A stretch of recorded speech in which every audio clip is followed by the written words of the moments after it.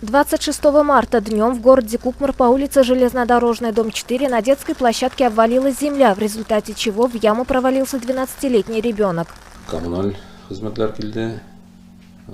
На место происшествия приехали сотрудники коммунальных служб, управляющей компании.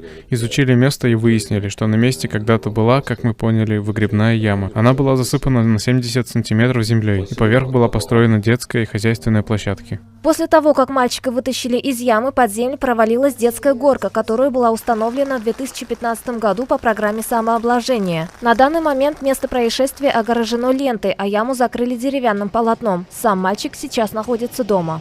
Бригада скорой выехала, осмотрела пострадавшего на месте. Видимых признаков травм не было, ребенок оставлен на месте. Со слов жителей этого дома, детская площадка здесь не пустовала и ничего не предвещало беды. Так-то все нормально было, у нас двор-то хороший был. Просто